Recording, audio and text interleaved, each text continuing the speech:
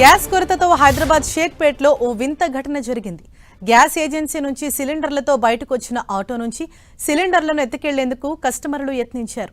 స్థానికుల సహాయంతో ఏజెన్సీ సిబ్బంది వారిని అడ్డుకున్నారు. గ్యాస్ బుక్ చేసి చాలా రోజులైందని ఈ సందర్భంగా కస్టమర్లు తీవ్ర ఆగ్రహం వ్యక్తం చేశారు.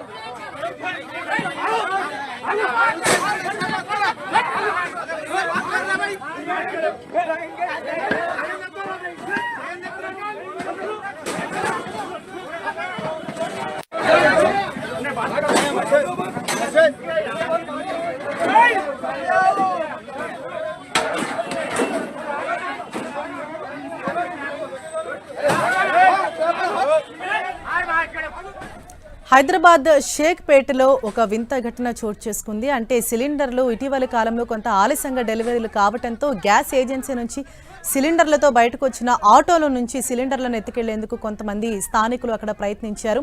అయితే వెంటనే చుట్టుపక్కల ఉన్న స్థానికుల సహాయంతో ఆ సిబ్బంది వారిని అడ్డుకున్నారు. ఈ సమయంలో కస్టమర్లకు అలాగే వీరికి మధ్య వాగ్వాదం అలాగే కొంత తోపులాట సైతం చోటు చేసుకుంది. మనం ఎన్టీవీ స్క్రీన్ పైన ఆ దృశ్యాలు చూడొచ్చు.